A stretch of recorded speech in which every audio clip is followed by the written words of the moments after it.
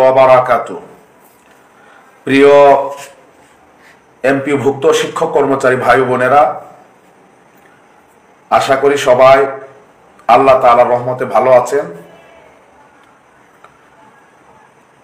আজকে কয়েকটি বিষয়ে কথা বলার জন্য আপনাদের সামনে উপস্থিত হয়েছি। আমাদের 15% বাড়ি ভাড়া, যে বাড়ি ভাড়াটি আমরা 12ই অক্টোবর থেকে 10 দিনের আন্দোলনের মাধ্যমে আদায় করেছি। বাড়ি ভাড়ার সর্বশেষ অবস্থা এবং স্বতন্ত্র ইবতেদায়ী শিক্ষকরা যারা জাতীয় প্রেস ক্লাবে আন্দোলনরত আছেন তাদের বিষয়ে কয়েকটি কথা বলবো। পাশাপাশি আপনারা দেখেছেন যে আমরা শহীদ মিনার আন্দোলনরত সরকারি প্রাথমিক বিদ্যালয়ের শিক্ষক যারা আছেন তাদের আন্দোলনের প্রতি একাত্মতা ঘোষণা করে আমি পোস্ট দিয়েছি। এই বিষয়টি নিয়েও কথা বলতে চাই। প্রথমত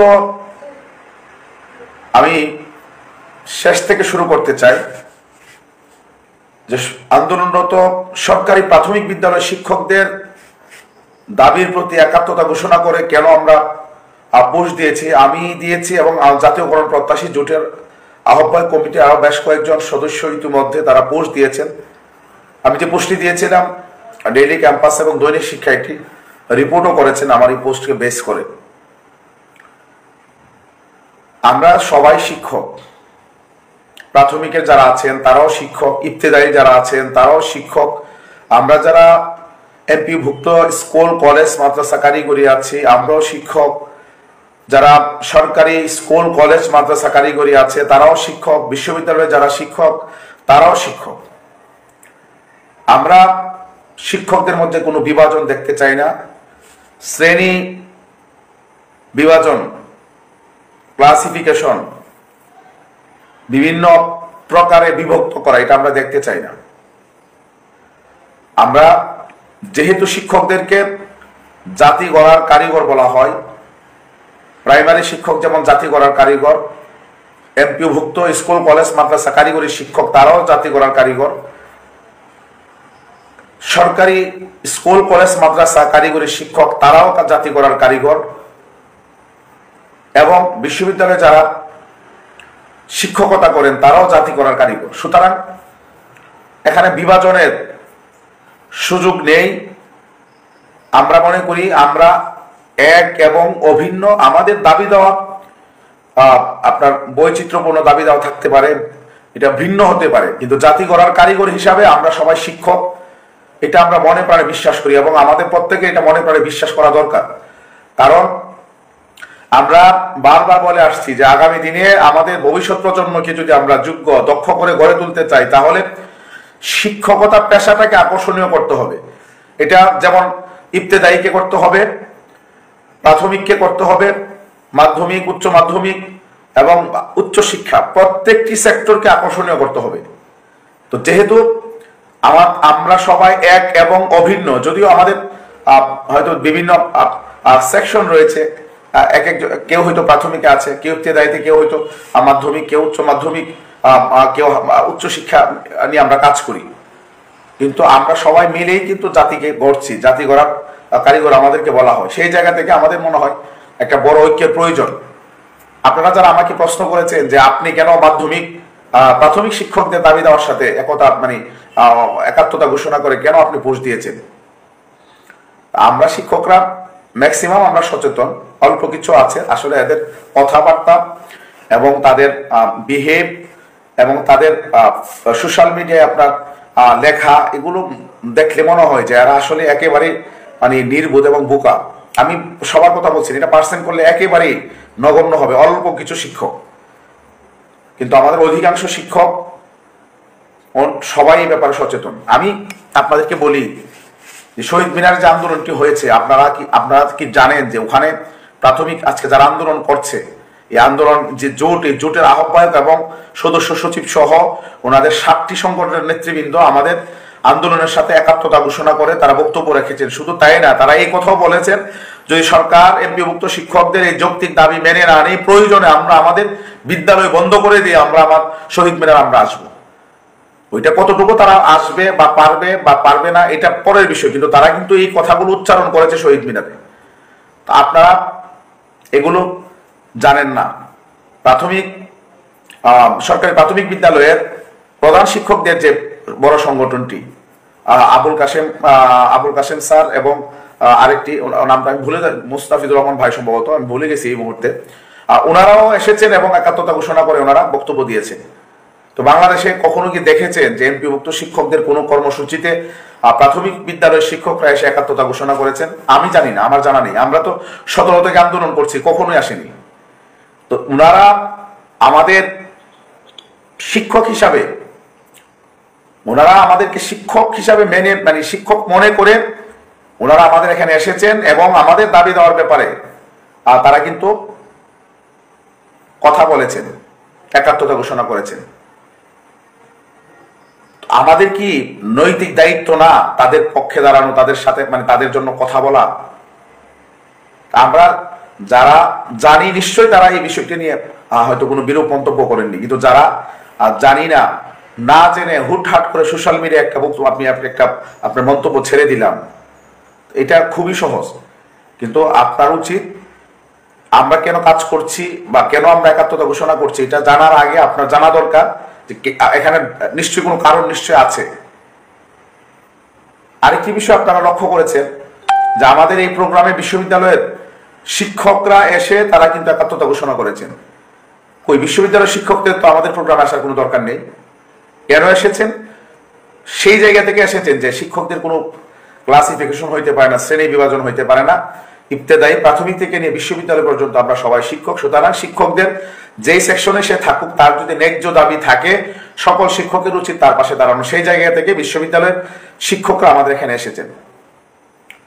আমরা আগামী দিনে নতুন একটা স্বপ্ন দেখছি। আপনারা দেখেছেন বাংলা একাডেমিতে গত শুক্রবারে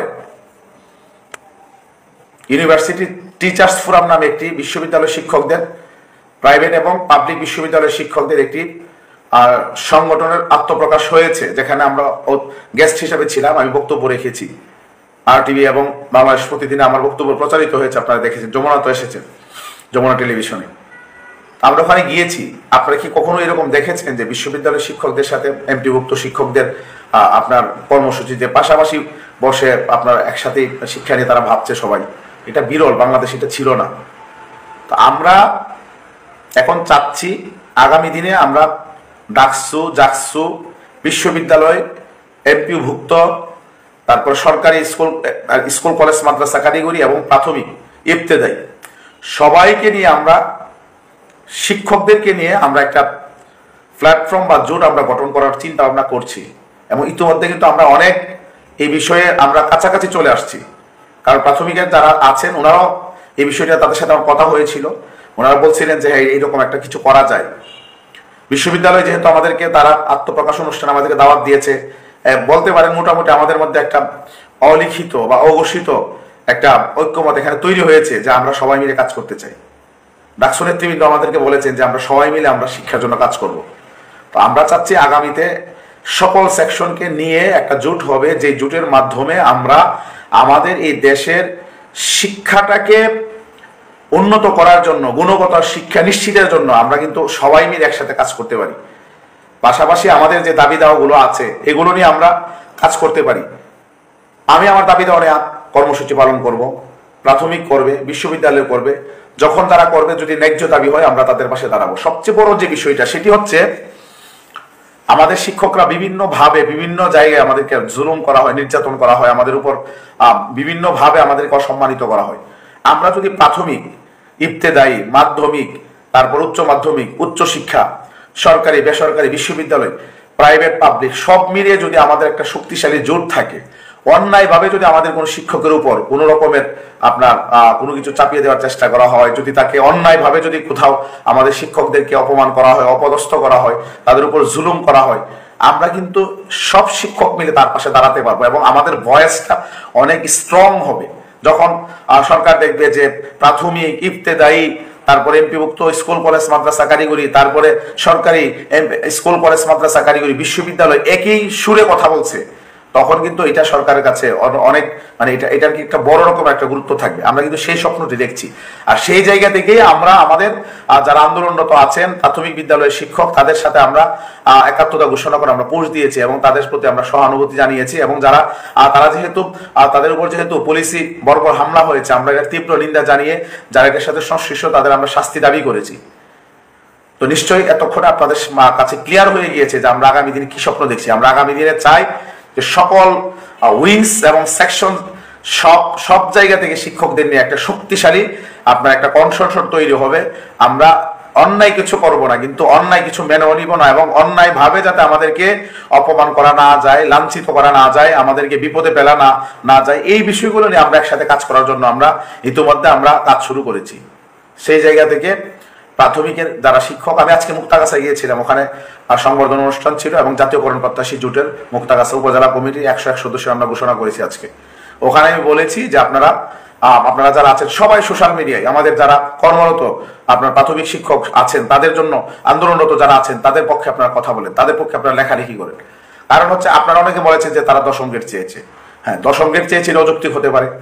তারা সরকার তাদের যেহেতু প্রধানদেরকে যেহেতু দশম গ্রেড দেওয়ার সরকার সিদ্ধান্ত নিয়েছে, সুতরাং তারা দশম চেয়েছে, আলোচনা টেবিলে গেলে এটা হয়তো 1 গ্রেড কমতে পারে।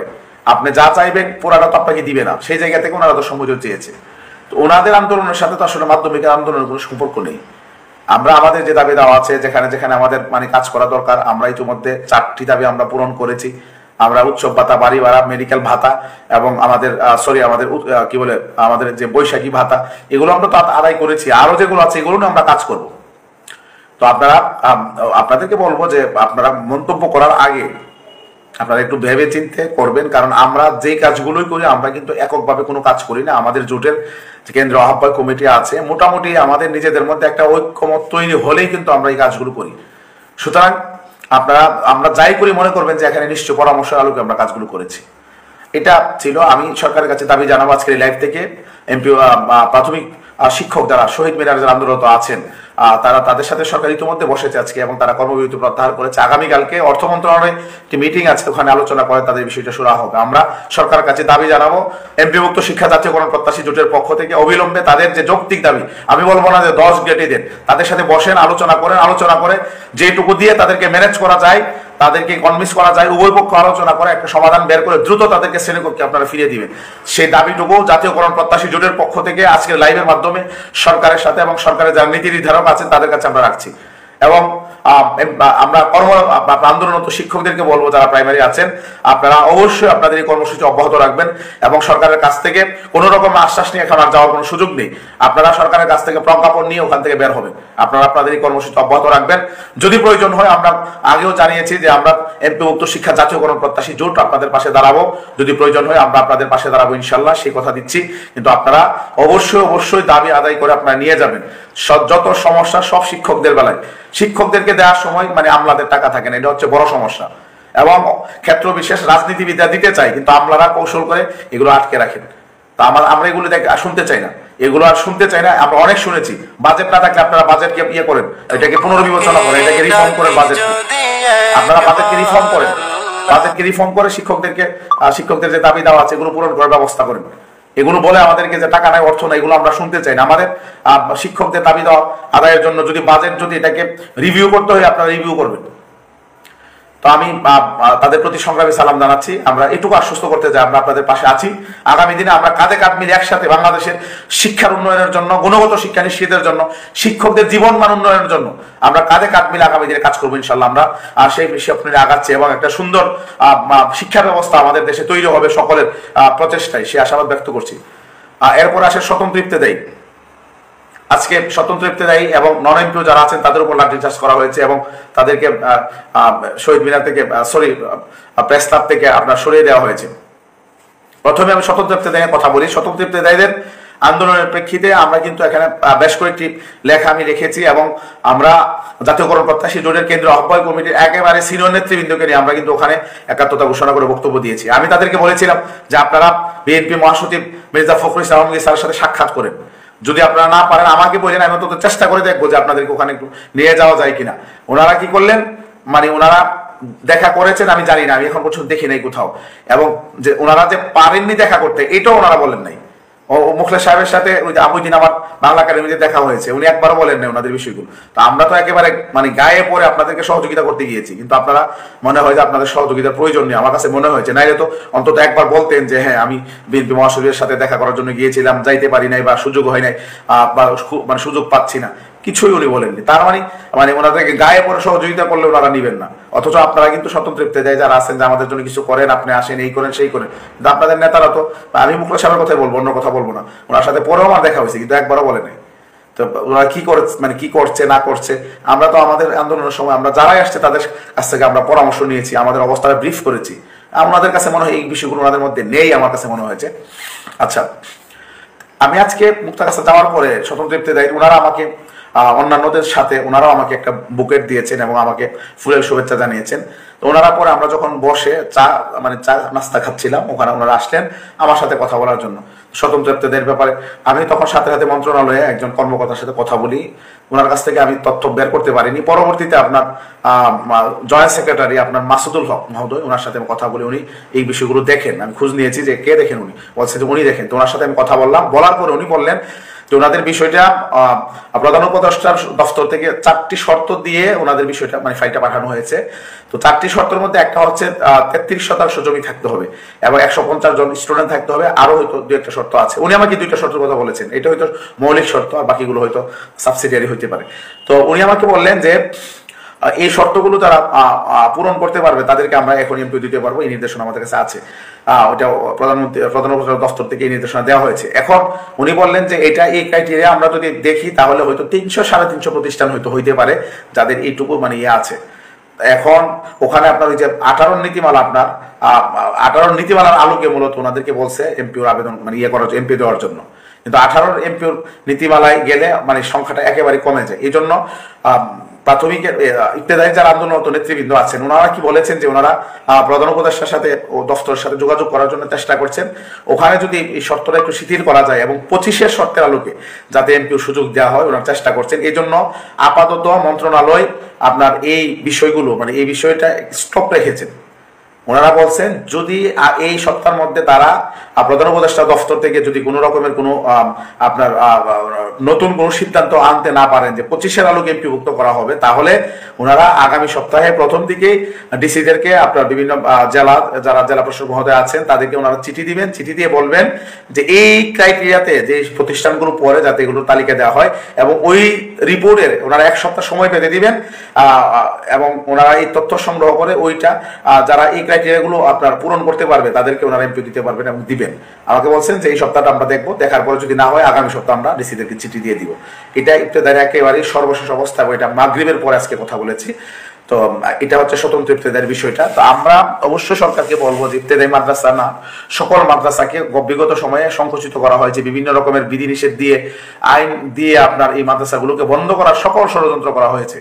তো সেই জায়গা থেকে তাদের প্রতি একটু সিম্পিতির নজরে দেখার জন্য সরকারের প্রতি অনুরোধ করব এবং যে কয়টা মাদ্রাসা বিশেষ করে আপনার 1300 কয়টা মাদ্রাসা নাকি এরকম সামথিং হতে পারে, তো এই যে কয়টা মাদ্রাসা আপনার প্রাথমিকভাবে আপনার ইয়ে হয়েছে এইগুলো এই মাদ্রাসাগুলো অন্তত আপনার আপাতত এমপিও দেওয়ার ব্যবস্থা করেন। এরপরে আপনার বাকি যেগুলো অনুদান যারা অনুদান পায় না বা অন্যান্য যারা আছে তাদেরকে পর্যায়ক্রমে দেন, কিন্তু এইগুলোকে অন্তত আপাতত আপনারা একটু এমপির ব্যবস্থা করে দেন। কারণ মাদ্রাসার জগতে এই স্বতন্ত্র ইফতেদায়ী মাদ্রাসাগুলো এখন আমাদের জন্য খুবই জরুরি, বিশেষ করে আমাদের মাদ্রাসাগুলো যারা এই যে মাদ্রাসাগুলো আছে এগুলো চালানোর জন্য এখন এগুলো খুবই আমাদের দরকার। তো এটা আমি সরকারের কাছে দাবি করব যে ওনাদেরকে অন্তত যে কয়টা আপনার 1300 সম্ভবত যে ইয়েগুলো আছে এগুলোকে আপনারা অন্তত এমপিভুক্ত ব্যবস্থা করে দেন। এটা আমরা জোটের পক্ষ থেকে আপনাদের প্রতি আহ্বান জানাচ্ছি, এটুকু আপনারা করে দেন। এরপরে যারা অনুদানবিহীন আছে তাদেরকে কিভাবে কি আপনার এখানে কি করা যায় আপনারা এটা ওইভাবে করবেন। এরপরে আসি আমাদের বাড়ি ভাড়ার আপডেট, যেটার জন্য হয়তো তখন সবাই মানে অধীর আগ্রহে চিন্তা করছেন যে বাড়ি ভাড়ার আপডেট কি। আমি আজকে আপনারা ইতিমধ্যে জেনেছেন যে বাড়ি ভাড়ার জিও জারি হয়েছে এবং বাড়ি ভাড়া দেওয়ার জন্য ওই জিওর অনুলিপি আমাদের 3টি অধিদপ্তরে পাঠিয়েছেন আমি আজকে এটা কাজ শুরু করেছি কিনা এই ব্যাপারে আমি কথা বলি। আমি কারিগরি অধিদপ্তরের কথা বলেছি, ওনাদেরকে বলছি যে এটার ব্যাপারে ওনারা যাতে দ্রুত যাতে নভেম্বরে এই কারিগরি শিক্ষকরা পাই। মাও সাথে আমি কথা বলার চেষ্টা করেছি, যিনি দায়িত্বে আছেন তাকে পাইনি, উনি মিটিংয়ে ছিলেন, ওনার অ্যাসিস্ট্যান্ট ধরলেন, উনি বললেন যে স্যার আসলে আমি আপনার সাথে কন্ট্যাক্ট করাই দিব, কিন্তু পরবর্তীতে আর কোনো রকমের ফোন টোন দেয়নি, আমিও ব্যস্ততা ছিল, আমি আর পরে ফোন করতে পারিনি। মাদ্রাসা অধিদপ্তরে আমি উপপরিচালক আপনার সহকারী পরিচালক অর্থ তার সাথে কথা বলেছি, তিনি তাকে বলছি যে আপনারা কাজ শুরু করেছেন কিনা, তিনি বললেন যে কাজ শুরু করি নাই, তবে আমরা কাজ করব এবং এটা হয়ে যাবে, উনি এটা আমাকে আশ্বস্ত করেছেন। আমি পরে ডিজি মহোদয়ের যে পিএস আছেন তার সাথে কথা বলছি, তিনি আমাকে জানিয়েছেন যে ডিজি মহোদয় ইতিমধ্যে উনি নির্দেশনা দিয়েছেন যাতে নভেম্বরের বেতনের সাথে শিক্ষকরা পায়, এই ব্যাপারে ব্যবস্থা নেওয়ার জন্য। আমি তাকে পরে বলেছি যে স্যারকে আমার সালাম দিবেন, দিয়ে বলবেন আমি এই বিষয়টা ওনার দৃষ্টি আকর্ষণ করেছি যাতে আমাদের নভেম্বরের মাসের সাথে বেতনের সাথে আমাদের শিক্ষকরা যাতে 7.5% বাড়ি ভাড়াটা পায়। তা আমরা বিশ্বাস করি, যেহেতু অধিদপ্তরগুলোকে আপনার অনুলিপি দেওয়া হয়েছে জিওর, আশা করি ইনশাল্লাহ আমরা নভেম্বর মাসের বেতনের সাথে আমাদের একেবারে কাঙ্ক্ষিত 50 বছর পরের যে বাড়ি ভাড়া পার্সেন্ট আকারে পাওয়া, এটা আমরা পাবো এবং আগামী জুলাই থেকে আমরা 15% বাড়ি ভাড়া ইনশাল্লাহ পাবো, এটা আমি বিশ্বাস করি। তো আমি আমার জায়গা থেকে হয়তো অধিদপ্তরগুলোর সাথে হয়তো আমি কথা বলা অব্যাহত রাখবো। বদলির ব্যাপারে আমরা তো ওই দিন মিজান স্যারকে বলে আসছিলাম যে বদলির বিষয়টা ওনার সাথে কথা বলে আসছিলাম, উনি বলছিল তো কর্মচারী ছাড়া সবার জন্য হবে। তো ডেপুটি সেক্রেটারি এমপিও শাখার উনি বললেন যে নীতিমালা হয়েছে এখানে শুধু আপনার কি বলে আপনার ইন্ডেক্সদারি আপনার যে প্রতিষ্ঠান প্রধান ছাড়া যারা আছেন সকল ইন্ডেক্সদারীদের জন্য ওনারা এই অপশনটা নাকি রেখেছেন, সুপারিশপ্রাপ্ত এবং ইন্ডেক্সদারি এটা অপশন রেখেছেন ওইভাবে দেওয়ার জন্য। আমি বলছি তো প্রধানদেরকেও দেন, বলছে এটা সংশোধন করতে হবে। আমি বলছি এই নীতিমালা সংশোধন করেন। তো ওনার সাথে কথা বলে যা বুঝলাম যে ওনার ক্যাপাসিটির বাইরে বিষয়টা, তো এটা নিয়ে হয়তো আমাদের সচিব মহোদয়ের সাথে অথবা উপদেষ্টা মহোদয়ের সাথে সাক্ষাৎ করতে হবে যাতে বদলিটা সবার জন্য হয়। কারণ আপনারা ইতিমধ্যে দেখেছেন আমাদের কর্মচারী সহ সবার জন্য আমরা কিন্তু পরে একটা প্রেয়ার দিয়েছি যাতে বদলিটা হয়। তা আমরা দেখি ঢাকাতে যদি ঢুকতে পারি উপদেষ্টা মহোদয় এবং আমাদের সচিব মহোদয় তাদের সাথে আমরা কথা বলার চেষ্টা করবো বদলির বিষয়। বিএড এর ব্যাপারে আপনারা বলছেন, এটা নিয়ে আমরা জুটে অনেক মিটিং করেছি। মিটিং এর পরে যে জিনিসটা আপনার সিদ্ধান্ত হয়েছে যে বিএড এটা নিয়ে আমরা তো এন্ট্রি লেভেলটা আমরা দিতে পারি, 10ম গ্রেড আমরা চাইতে পারি যে একজন শিক্ষক সে যখন আপনার এন্ট্রি লেভেলে আপনার ঢুকবে তাকে 10ম গ্রেড দিতে হবে। এটা নিয়ে আমরা যে প্রেয়ারটা দিয়েছি ওখানের মধ্যে আমরা চেয়েছি এগুলো নিয়ে হয়তো আমাদের কাজ করতে হবে। আশা করি এটা হইলে তো বিএড এর প্রবলেমটা হয়তো থাকবে না। আর বিষয় যেগুলো আছে পে কমিশনের বিষয়টা মনে হয় জুড়ে দেওয়া হয়েছে, এটা আমার কাছে আগে থেকে কেন জানে মনে হচ্ছিল যে পে কমিশন যতই যায় কিছু করুক ডান্ডুল পিটিয়ে শেষ পর্যন্ত হয়তো ওনারা হয়তো এটা ইমপ্লিমেন্ট করতে পারবে না, আমার কাছে মনে হয়েছিল। জানি না, এটা হইতেও পারে, অসম্ভব কিছু না। কারণ হচ্ছে কি আপকামিং গভর্নমেন্ট যারা নেক্সটে আসছেন তারা চাচ্ছেন এটা একটা বড় ক্রেডিট, তো পে স্কেল দেওয়াটা এটা একটা বড় একটা ক্রেডিট একটা সরকারের জন্য।